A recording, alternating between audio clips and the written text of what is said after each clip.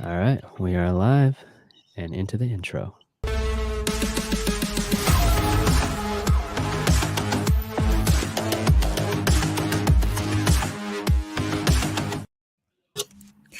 Hi, everyone. This is Catherine Ross, and I'm your host of Benzinga Crypto Show. Everybody has abandoned me today, and I'm looking at you, Aaron.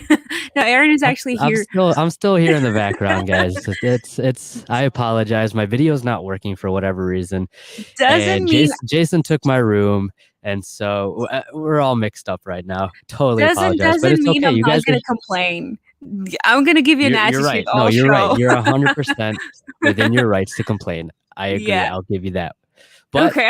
I'm still mad at at the end of the Spencer. day, Like, I think at the end of the day, I think everybody's here to see Catherine give us the latest in the crypto world. So, without further ado, yeah, Catherine. Crypto markets. Are you still going to be able just to show us Yes, I can. showcase the? Okay, cool. So today is a great day, actually, not only because it's Tuesday and not only because it's Doge day, right? Today's a great day for Benzinga, and I know, guys, you have heard about it on different shows today, probably. But just to recap, right, and just to make sure everybody knows that we at Benzinga has invested in crypto or are going to invest in crypto as part of corporate treasury strategy. This is something that Tesla did. So, and we decided to kind of prove how firm we are and how firm we stand on the cryptocurrency, and how truly we believe that this is a great crypto assets to have on the treasury. And we're excited to see what kind of returns we might get. And I don't know if you guys go on the main side, you can actually read the full announcement, the Luke's and Jason's comments, and just make sure to stay updated. I have not yet got a confirmation. We have to have a guest today, the CEO of Bottlepay. I do hope that he will be able to join, but I don't have I don't have it confirmed yet. Unfortunately, it was a last minute sort of something happened. But let's talk about markets and let's look at them. And please do not complain but we are going to talk about Dogecoin. Please do not complain about it. It's literally the thing of the day. But yeah, let's look at coin 360. Can we look? Oh, we're looking at it. Okay, so it's not looking bad, actually. To the to a potential question that you might have, what's going on with Bitcoin? It's sort of let's say that it is consolidating right now, and I'm quoting Mike Novogratz from Galaxy Digital. He went on CNBC today and talked about it. So he said that the market is consolidating. Of course, I'm sure you have seen reports everywhere saying that after Coinbase, right, a lot of people just move their assets. We have seen reports saying that people liquidated their crypto assets, but also we saw major from it was a report from Binance, around 22,000 bitcoins were moved to cold wallet storage. So they were just moved there to hodl, right, and to wait for a better time to cash out, or to never cash out. You never know, like, right? It's the crypto space. But the market is still liquid, don't worry. And according to Mike, it is consolidating right now, and to the point of where it's going to go next. I'm just going to quote Mike saying that he believes that we're gonna see a 50K, 60K sort of consolidation for short-term period, and then we're going to see a huge rise, as according to the predictions we have seen. It's either up to 100K or 200 sorry it's 100K, $100,000, $200,000 and stuff like that. Am I saying that correct? 200,000. Yeah. So don't worry, we're still in a pretty great market, given the fact that just 2 years ago it was like below 10K. So Dogecoin.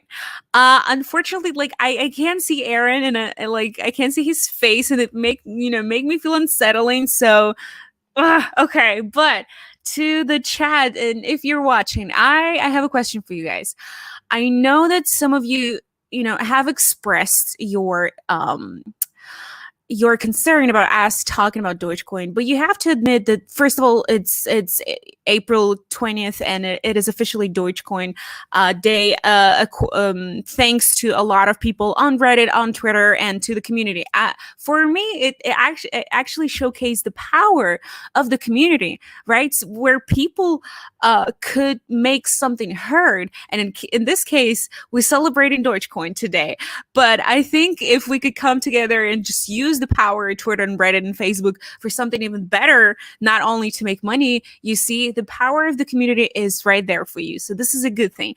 I know that all of the people on Twitter yesterday, and especially sneakers, the sugar brand, oh my god, I don't eat sugar, so like I'm very cautious about it. And that brand also supported the idea of today's Dogecoin day. But I'm sorry, I lost my thoughts. So the question to you: do you actually see a value in this cryptocurrency besides the fact that you can earn and or lose your money trading it or holding it? But do you actually see this as a good thing or a bad thing? Because this is obviously a debate in the crypto space, because it doesn't have a use case, right? It's meme-based cryptocurrency. You can't usually use it for anything else other than just like pay for something like Mavericks merch or Air Baltics tickets. It's a thing. Air Baltics airline has introduced a while ago, I think it was in March, they introduced this Dogecoin payment option, so you can pay for tickets in some cases. So you can use it as a payment option, or you can use it just to trade, right? Do you see any other value other than that? Because I actually have my answer to that question, and I'm going to share it with you guys. But first, I want to hear from the chat. Aaron, are we getting anything from the chat today? I don't see Aaron. I don't see Chad. Let's organize what we were going to do. Okay, I see some. I think it's Alan, actually. I can hear Alan selling something, probably. Aaron, can you talk? Are you available to talk right now? And can you let me know what the chat thinks? See, he doesn't even talk to me. Like, what is going on today? Okay. You changed a lot of the different things that you were doing in your business model. What were some of those changes, and what's some more detail you can give us about it? Wait, was that it was not a question to me, for sure. So I just want to rebrand. I think Aaron, we started creating a new campaign to let you know our sales strategy, where we decided to the interview start educating the consumer. Okay.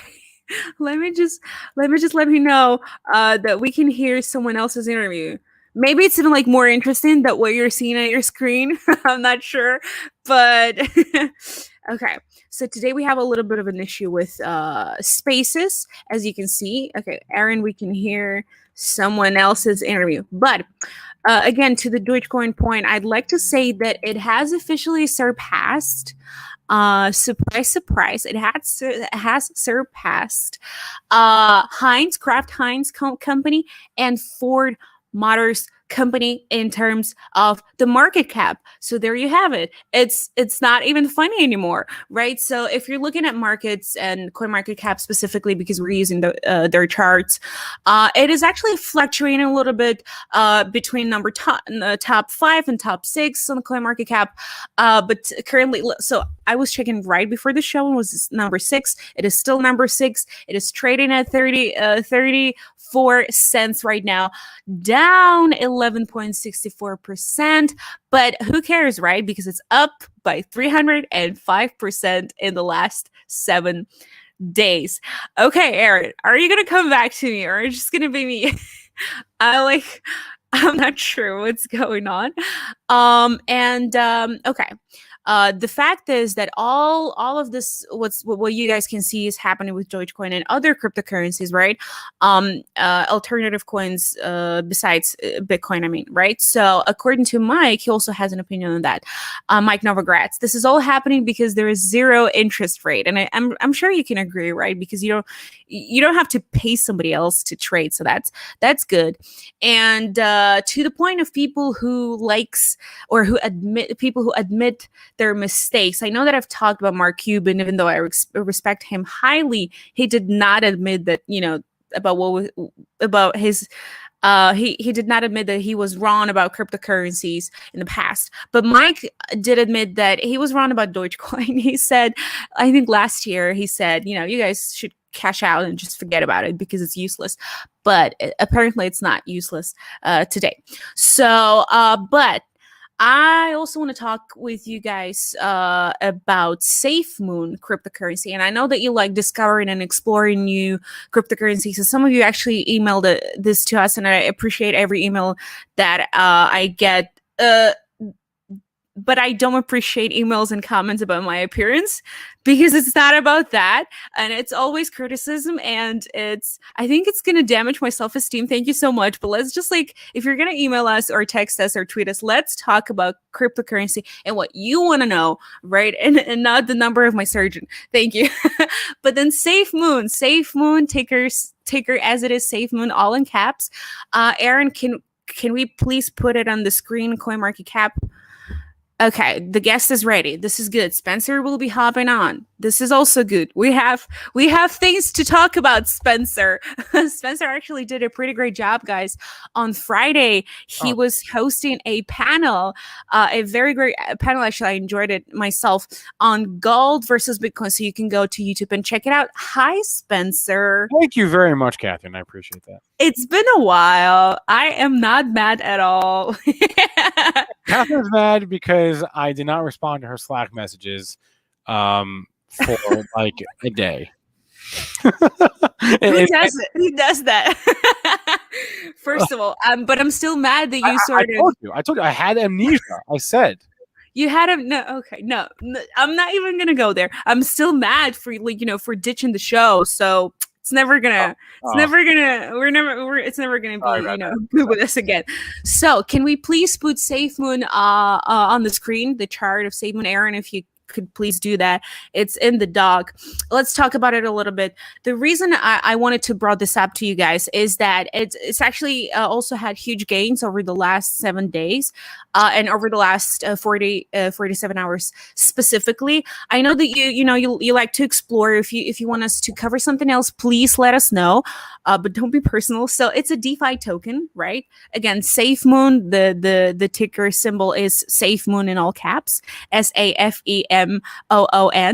It has surged actually over 3,000% in 3 weeks, right? So that's why it's drawing interest from a variety of different investors in the crypto space.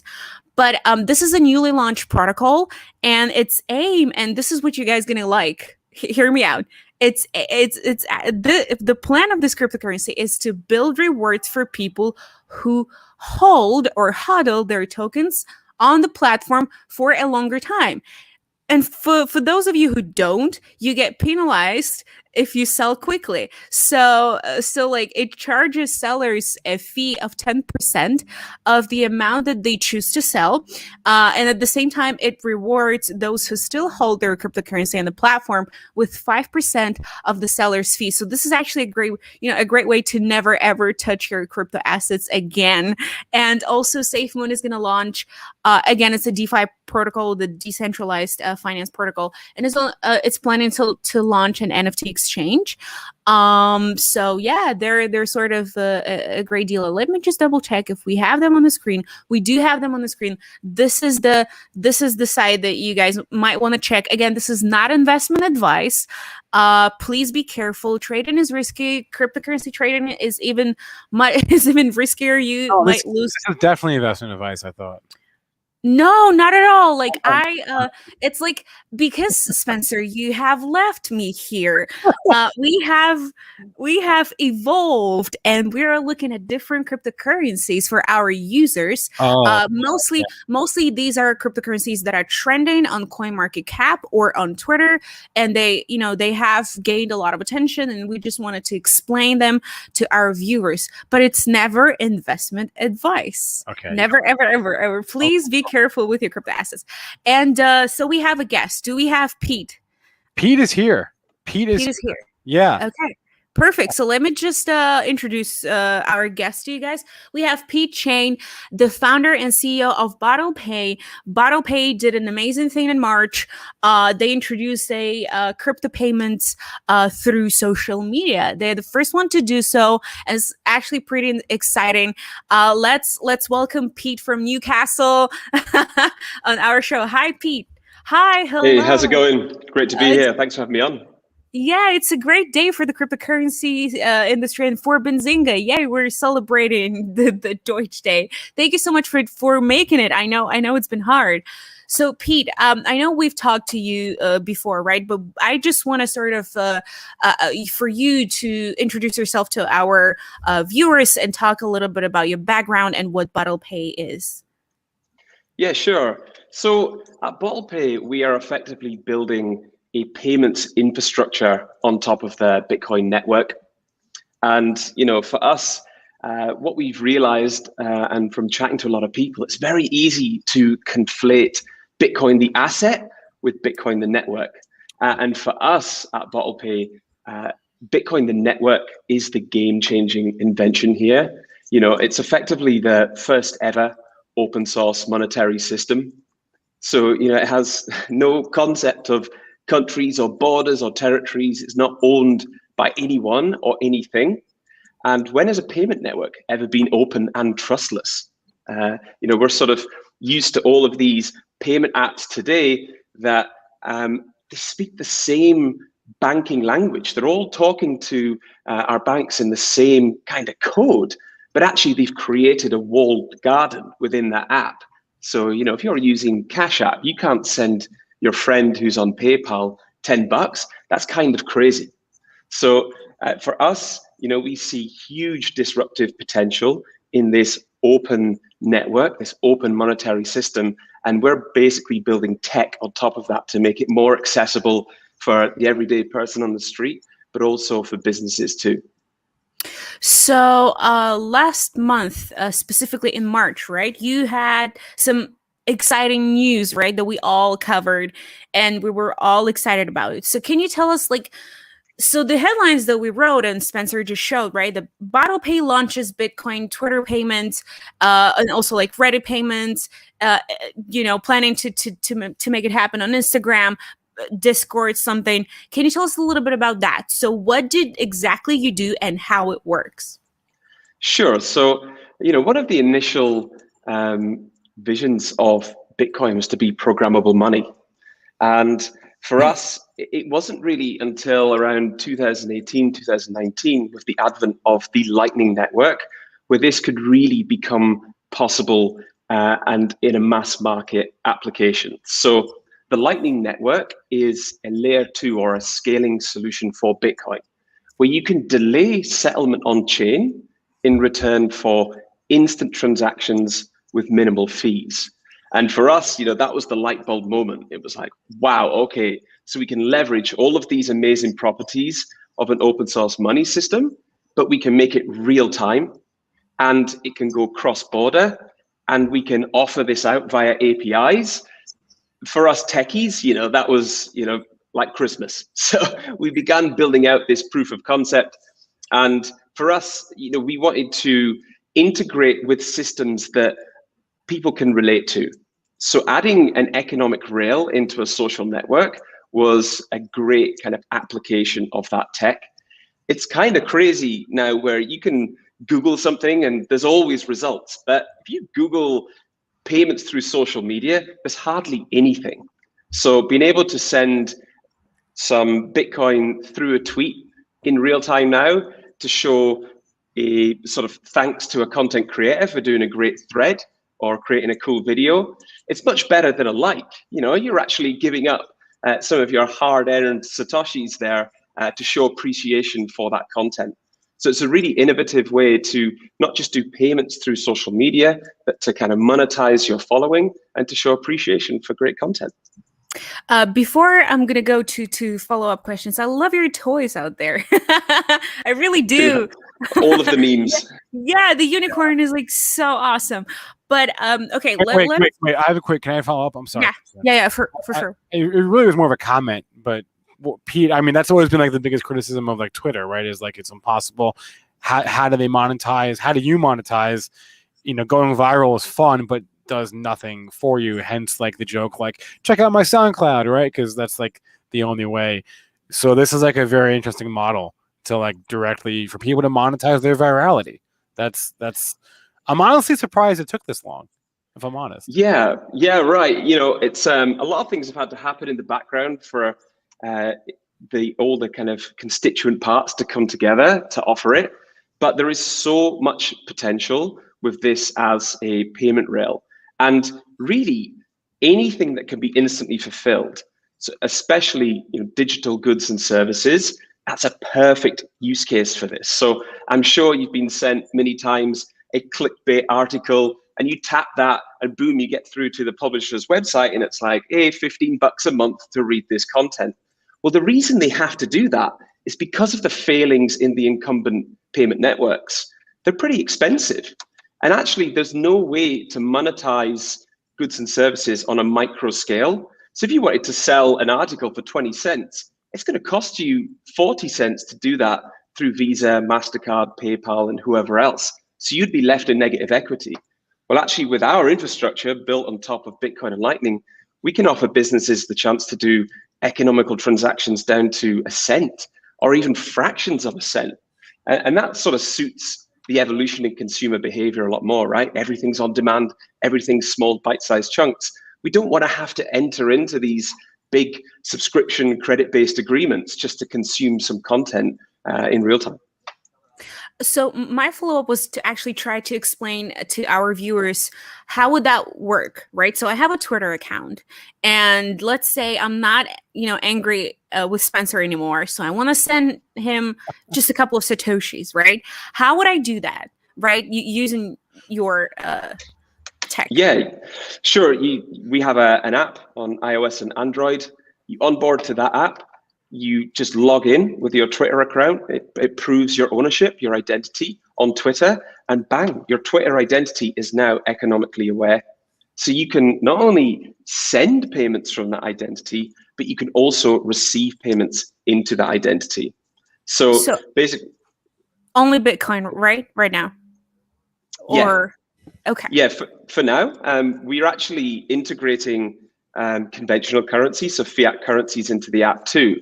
And the reason we've done that is you can imagine for people who are new to this, they're like, hey, this is pretty cool, but I don't really want exposure to a volatile asset. And it's like, yeah, we get that. So we've actually integrated in the fiat protocols too. So you can actually send and receive these payments over Bitcoin, but direct from a dollar, pound, euro balance. Yeah. So, and do I have to write a specific text or mention Bottlepay? How would I do that? Yeah, so we have a bot hooked in to Twitter, and it's listening out on the Twitter firehose. Basically, anytime our @Bottlepay handle is mentioned, then the bot will take a look at that tweet, and if it's in a certain syntax, then it will actually action that payment. The really cool thing is you can send some Bitcoin to people who aren't on Bottlepay yet. We'll hold on to it for 7 days, give them a contextual sign-up link, and when they sign up, the funds will be there. They can collect it. You'll get a nice push notification that they've onboarded. So it's a really nice way to grow a community. I know that you've mentioned before that you're looking to grow in Europe, right? And also to work with publishers, something that you've mentioned earlier here today. But what is the current business model? Are you looking for financing, like maybe venture capital money? Yeah, so we raised a seed round back in December. So we're well capitalized for now. And as you can imagine, as staunch Bitcoiners, a decent amount of that raise went into Bitcoin at a pretty nice price. So we're quite happy with that. In terms of scaling, it's really moving regionally. So we want to support more countries, more conventional currencies, and we feel that'll really help accelerate the network effects. Like what our stack is doing, it's this sort of translation service for money protocols. And what I mean by that is we integrated open banking here in the UK. That's a language that all UK banks have to speak. Now that's into our system, every UK bank account through us can now speak Bitcoin. We'll do the same in Europe through SEPA and open banking. And now all Euro accounts can speak Bitcoin. And we'll do the same in the US with ACH and so on. The really cool thing is we have access to this new monetary system, which there are no intermediaries. We are hooked straight into that protocol. And it means we can move money instantly across the globe at low cost. So those properties start to allow us to go after various different markets and disrupt companies such as TransferWise and CurrencyFair, who are facilitating, kind of traditional FX. We're going to be looking into remittance markets. We really want to help people who are working away from home to earn cash to send back. Well, through us, if we can make that money get back quicker, and there'll be more of it when it arrives, we're so passionate about that kind of thing. So you're based in UK, right? And I know the compliance is always an issue with the crypto world. Just an overview, how difficult or how easy it is to sort of run a crypto startup in the UK on a scale from 1 to 5. Yeah, it's up there. I think we are kind of laser focused on the user experience, and we're aiming at the mass market. So we are custodial by design, and that means that there are regulatory obligations there for custody services and exchanges here in the UK through the FCA. So that's been a long drawn out process. I'm not going to lie to you. I think our initial submission was like 600 pages. So there were some long nights, but look, we're trying to work with the regulators here to educate them on what's possible through an open money network like Bitcoin, and actually how it can be a force for good. And that process is ongoing. And look, the regs and compliance piece is always evolving, not just in the UK, but through Europe and everywhere else. So that will be kind of core to our IP of our stack and what we build out and evolve over time. Just a couple of thoughts on the current news, right? So first of all, British government announced yesterday that it's considering its own digital currency, right? Britcoin. First of all, what do you think? Like, how likely it is for Britain to actually, implement something like that, Britcoin? How likely it is, and how do you think will it facilitate the cryptocurrency scene in the country? Well, I think first they need to hire a new marketing team, because that's the absolute worst name ever. I think it's to be seen as progressive.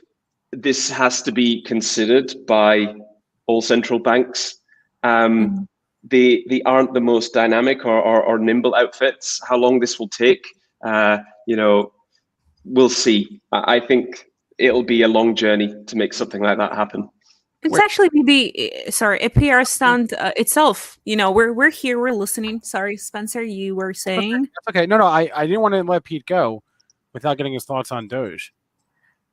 I mean, the world has to know what you think about Doge. I was going to ask though. is Doge going to $1? Is it going to a cent?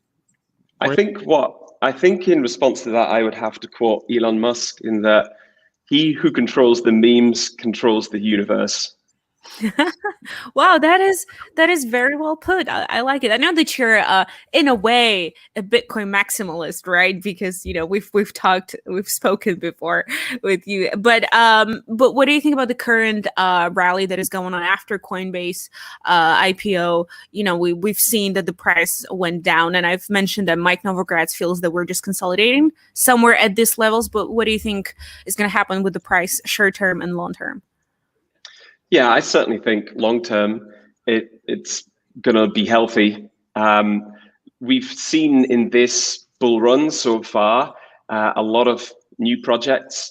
I think in the sort of crypto market on the protocol side, you have some really interesting protocols that have sort of learned from Ethereum on the sort of computationally heavy networks, and those are gaining traction really fast. And you sort of have really well-funded teams working behind that to drive adoption, to make it more attractive for developers. I think that developer moat that Ethereum had is definitely lessening.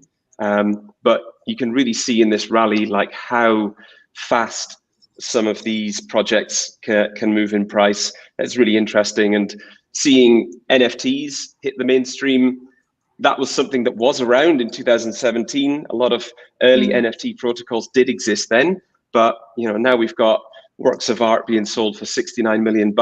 It's certainly made people outside of the blockchain echo chamber and the tech bubble really take note, and I think that's a good thing.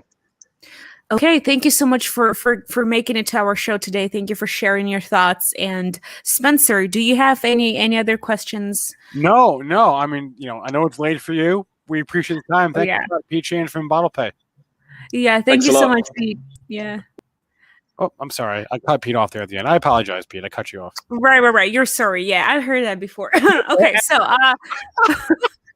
so before we go, I've asked the question in the chat. I'm not sure if we got any responses on how our viewers feel about the value of the Dogecoin. Did we get anything, or I'm not going to get my answers today?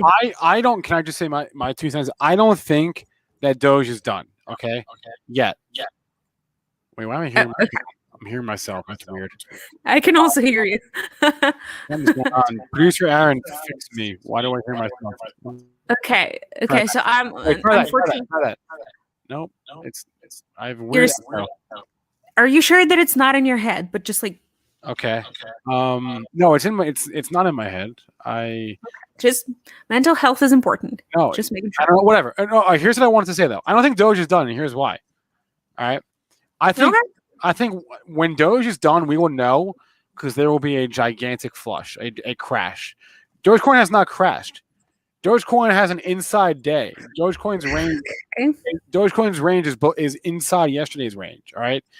So is it? Yeah, it's down a little bit, not a lot. It stopped going up for the moment, but I'm waiting for that crash. And until we get the crash, I'm bullish Doge. I mean, long term, I'm bearish Doge. But until we get that crash, the crash has not come. And the moment won't end until we get that crash. And we haven't gotten that crash today. Are you looking at 1 day chart or like a month chart? What kind of? Each candle here is 1 day. Each of these candles is 1 day. Can you take a look at like a year chart or like 3 months at least? Because we had, a year? Yeah, I can do a year. Jesus. Wait, no. Wait, it doesn't go back that far, does it? Where are you? I think is it CoinMarketCap? Yeah, it goes back to July 19. Okay, so this is a month. So you can. This is a one. You can see what happened in January, right after GameStop. It sort of went up there a little bit, and then it crashed, and it's up again in April. So, yeah. So you think it's going to be done when the price achieves this $1 milestone? No, I don't know where it goes on the upside. I just know that it will probably. I think it'll keep going higher as long as it sort of holds up. The longer it holds up here, right now we're at 34 cents. Okay, if at any point we fall into the 20s. That'd be a big deal. That'd be a big deal. Okay. I would say as long as we hold up in the 30s, then the movement is still alive. Is sort of my take. Mm-hmm. Okay. Do you hodl Dogecoin? That's my question. Oh hell no! Hell absolutely not. What are you crazy? No. Look, Catherine. If it were me, I don't own Dogecoin. I never have. But if I did, I know myself well enough that I would have sold. I would have almost certainly sold back in early. Okay. Almost certainly. Yeah. But losing a little bit probably. Well, no. If you're too late, then you'll probably we'll be losing. Like if you're asking if I'd buy it now, no. The answer is no. I would not buy now. Okay, but okay. So if we haven't got any replies to my question, let us guys know on crypto, Benzinga Crypto Trader or just Benzinga or me personally, like if you feel that Dogecoin actually has value. My take on this is that it does, but not in the sense of a cryptocurrency or a use case, right? For me, it's just a way for more people to come into the space, for more people to hear about it, right? And to explore it for themselves. So this is a good thing. It's like, whether you like it or not, it is adoption through the meme-based cryptocurrency. This is where we at, guys. But yeah, for me, it's a good thing, but just be careful with your assets and with comments on Reddit. And actually, the Wall Street, like the most famous Reddit thread, right? The Wall Street Beats is reportedly considering to launch its own cryptocurrency. So this is going to be crazy. Crazy. Yeah. Crazy. All right, wait, okay. so we have to wrap. We have to wrap it up. Biotech Buzz is on now. The VV guys, if you haven't already, smash the like button for Catherine. Do that. She's up late to do this show. True. We appreciate it. And anything else that we missed, Catherine? I don't know. No, nothing. Just subscribe to Benzinga everywhere and tune in all day, every day. Okay, then, Spencer, thank you for joining me today. No, producer Aaron doesn't have a working computer right now or something, so I don't know what happened there. But smash a like, Catherine. I won't ignore you on Slack anymore. At least I'll try not to. And, right. VV's live. Biotech Buzz.